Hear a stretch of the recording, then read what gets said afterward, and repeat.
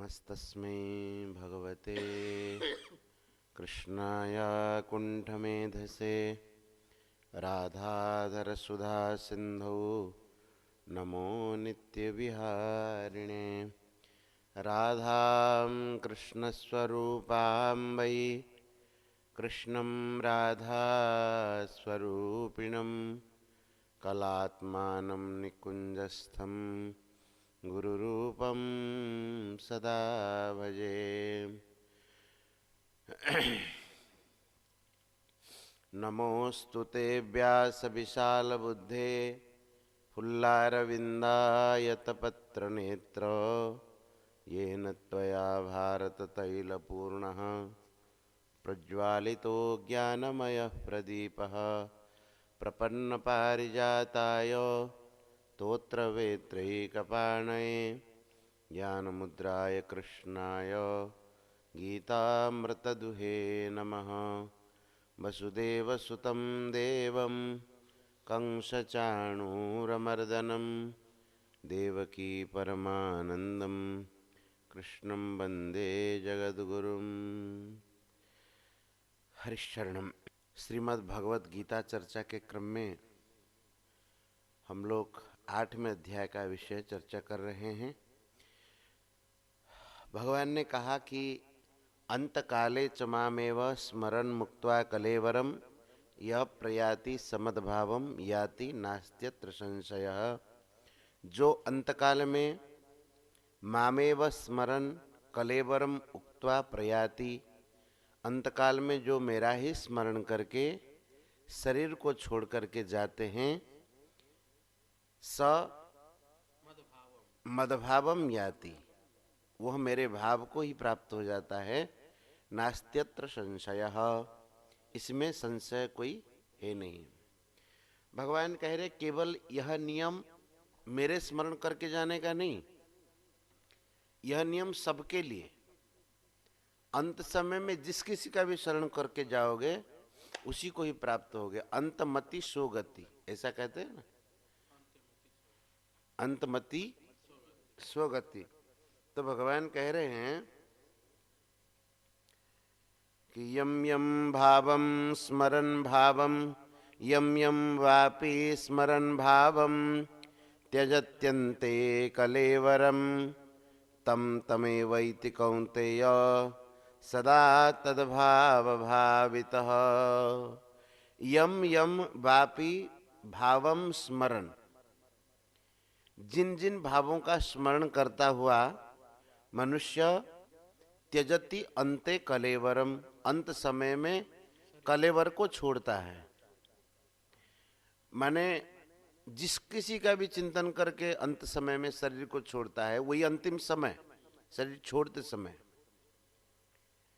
तो कहते तम तमे वैति, तम तम एव एति, उसी उसी को ही वो प्राप्त हो जाता है।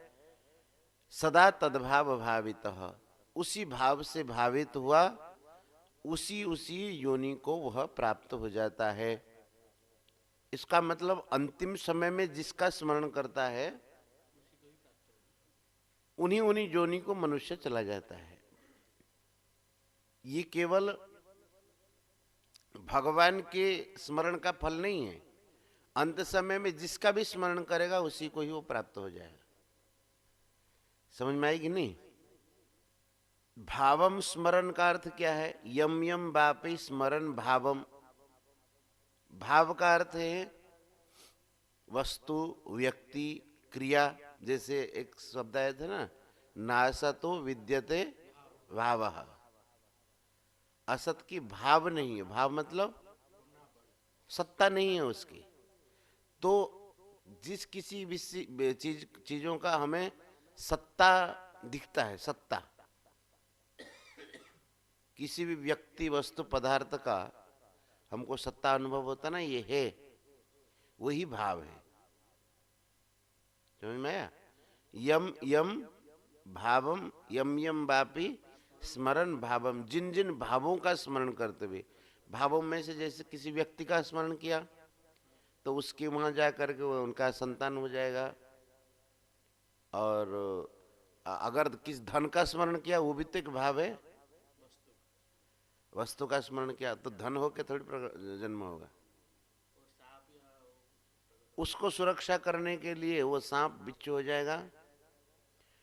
बेर के बेर का फल बेर, उसका स्मरण हो जाएगा तो वहां कीड़ा बन जाएगा जाकर के। तो जहां जहां भी होगा जड़ वस्तुओं का होगा तो उसमें कोई जीव बनेगा, और किसी चेतन का होगा। जैसे कुत्ते का स्मरण हुआ तो कुत्ता पिल्ला बन करके वो कूं कूं कूं कूं करेगा। जैसे जड़ भरत जी मृग योनि में चले गए थे ना, अंत समय में मृग साहब के स्मरण होने से मृग योनि में चले गए थे।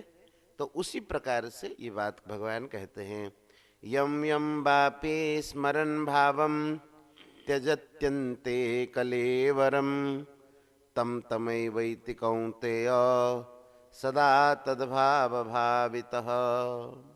इसलिए मनुष्य को क्या करना चाहिए भगवान बता रहे हैं। भाई कोई सोचे कि अंत समय में जब जिसका स्मरण करके जाते हैं उसी को प्राप्त हो जाते हैं, तो हम अंत समय में थोड़ा भगवान का स्मरण कर लें तो क्या दिक्कत है, बाकी जीवन भर करने की क्या जरूरत है। ऐसा भी तो मनुष्य सोच सकता है, और सोचता ही है, आसान तरीके को अपनाता है। बोले जब अंत समय में हो जाता तो जीवन भर करने की क्या आवश्यकता है। भगवान कहते हैं ऐसा नहीं होता है। जो हर समय भगवान का स्मरण करता है वही अंत समय में भगवान का स्मरण कर सकता है। अब देखे होंगे बहुत लोग अंत समय में इधर उधर की बहुत बातें स्मरण करते हैं, क्योंकि जो संस्कार भीतर होगा उन्हीं का ही तो स्मरण करेगा। तो भगवान इसलिए कह रहे हैं कि तस्मात् सर्वेषु कालेषु मामनुस्मर युध्य च मय्यर्पितमनो बुद्धिर मामे वैश्यस्य संशयम्। तस्मात् सर्वेषु कालेषु, हर समय, माम अनुस्मर च युध्य, मेरा स्मरण कर और युद्ध भी कर। देखो इसमें बहुत विशेष बात है कि भगवान ये कहना चाहते हैं जिस भाव का स्मरण करके जाता है उसी को प्राप्त हो जाता है ना। और इसलिए भगवान कहते हैं अंत समय मनुष्य का कौन सा कुछ पता नहीं। पता है कुछ, लेकिन सब समय में से अंत समय ही आएगा। 24 घंटे में से वही कोई समय आएगा, कोई मिनट आएगा जिस समय जाएगा ना। एक वो महीने भर से कोई समय आएगा ना, महीने भर का महीने भर में से अमुक तिथि, और वो 7 बारों में से एक बार, 24 घंटा में से 1 मिनट 1 सेकंड वही समय आएगा जब जाएगा। और 365 दिनों से 360 है, 65 दिन। एक वर्ष से कोई एक महीना आएगा, अमुक महीने में, अमुक दिन में, अमुक हफ्ता में, अमुक बार में और अमुक समय में चला गया। तो जब हर समय भगवान का स्मरण करता रहेगा, एक तो संस्कार में भगवत स्मृति बनी रहेगी, दूसरी बात उन्हीं समय में से तो अंत समय आएगा। समझ में आई बात।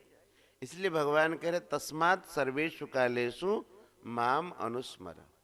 कहेंगे कि महाराज आपका खाली स्मरण करते रहेंगे तो हमारा पेट भी तो है, उसका कैसे काम चलेगा, परिवार है उसका कैसे काम चलेगा, आश्रम है उसका कैसे काम चलेगा।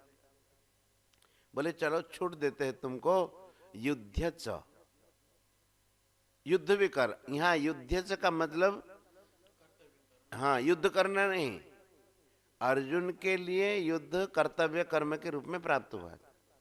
कोई ऐसा नहीं सोचना कि भगवान कह रहे भगवान का स्मरण करते रहेंगे और झगड़े भी करते रहेंगे। युद्ध तो यही है। बोले अब कारगिल में थोड़ी जाएंगे युद्ध करने के लिए, यहीं घर में ही झगड़े करते रहेंगे, जो मिला उससे झगड़े करें। क्योंकि भगवान ने कहा युद्ध च, लड़ाई करो। तो यहाँ लड़ाई का मतलब लड़ाई नहीं है, लड़ाई का अर्थ है अर्जुन के लिए युद्ध कर्तव्य कर्म के रूप में उपस्थित हुआ था। इसलिए भगवान अर्जुन से कह रहे कि तुम युद्ध करो, लेकिन हमारे लिए कर्तव्य कर्म रूप से युद्ध तो आया नहीं। जिनके लिए आया है ठीक है, वो करें, उनका वो कर्तव्य है। और हमारे लिए जो कर्तव्य कर्म के रूप में आया है, भगवान कहते हैं सब समय में तो मेरा स्मरण करो, च युद्ध, और युद्ध भी करो। युद्ध भी करो का मतलब कर्तव्य कर्मों को संपादन करो, जो जो कर्तव्य अपने को प्राप्त हुआ है। लेकिन देखो विशेष बात इसमें ये है, सर्वेषु कालेषु मामनुस्मर, सब समय में मेरा स्मरण करो, च युद्ध, और युद्ध भी करो। ऐसा क्यों भगवान ने कहा?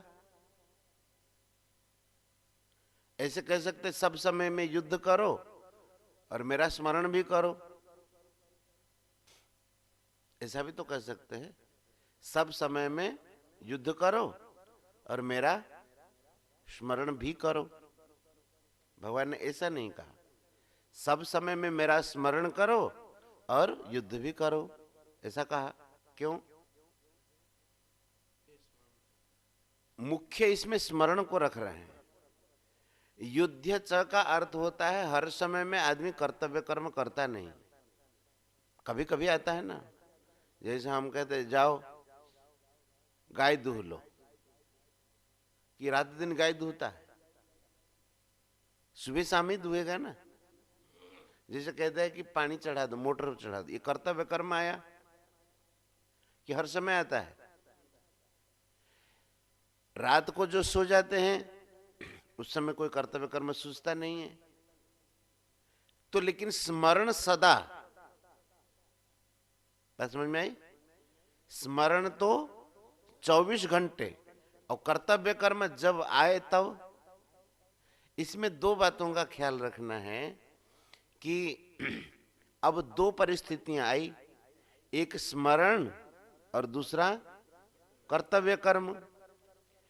तो इसमें ये ख्याल रखने का है, स्वामी जी महाराज हमारे कहते थे कि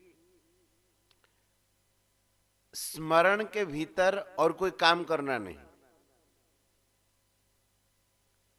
लेकिन कर्तव्य के भीतर स्मरण करना। दोनों बातें समझ में आई?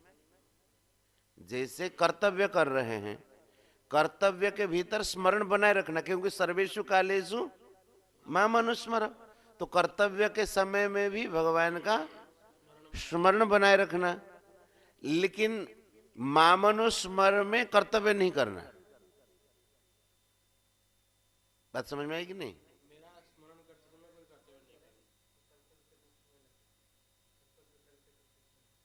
हाँ, जैसे भगवान का स्मरण करते समय अन्य कर्मों को न करें।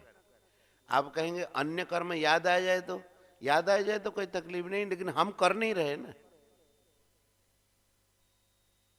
दोनों में फर्क समझ में आया कि नहीं? याद तो बहुत बातें आती हैं। तो दो परिस्थितियां, एक निवृत्ति पूर्वक भजन करता है और एक प्रवृत्ति में लगा हुआ है। प्रवृत्ति माने जिसको कर्तव्य कर्म कहते हैं। भक्त तो गलत करता नहीं, इसलिए उस बात का कोई प्रश्न ही नहीं है। तो कहते जो निवृत्ति में भगवान का भजन करता है, तो उस समय और कुछ करूंगा ऐसा ना सोचे,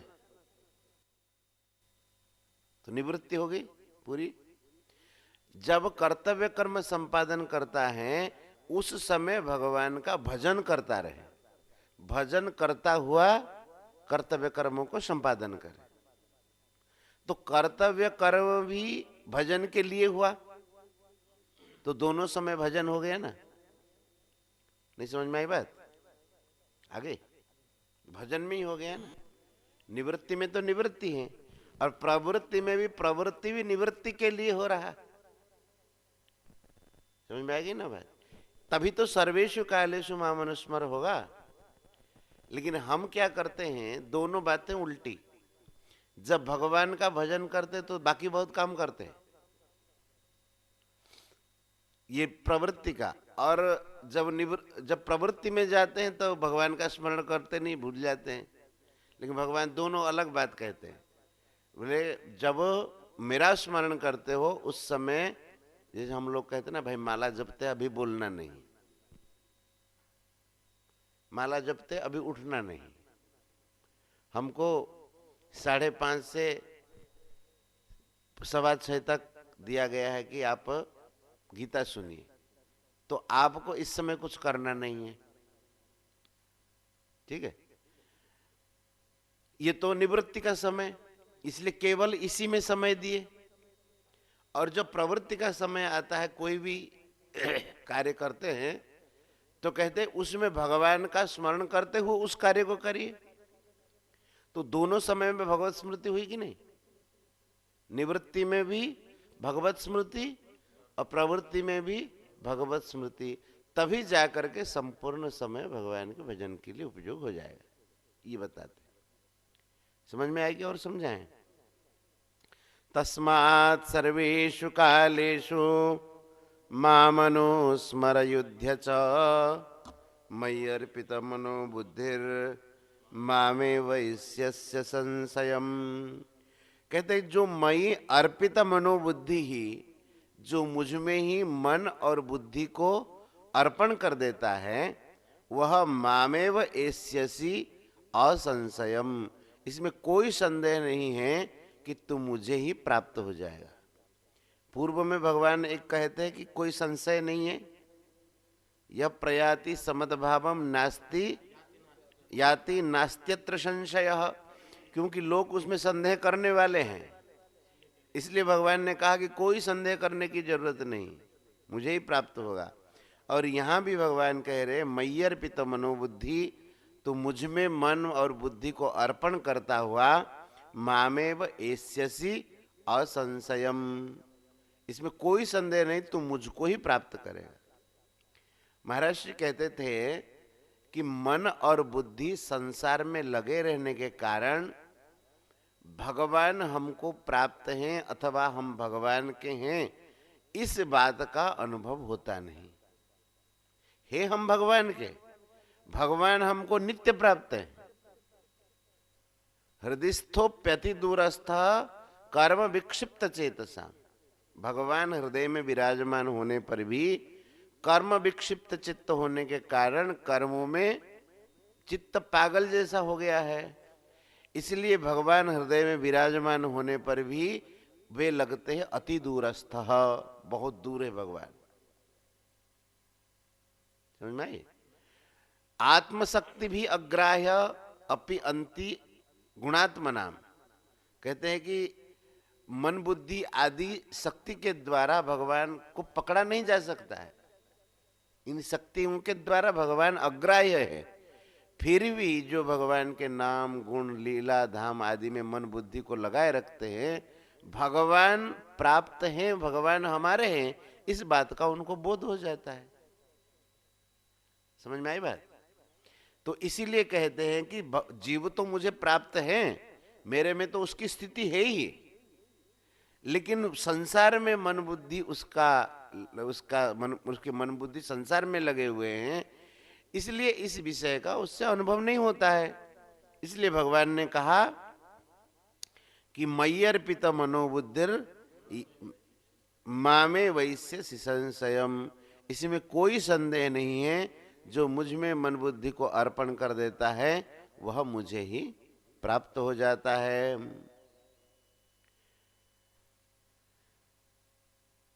यहीं पर रखते हैं।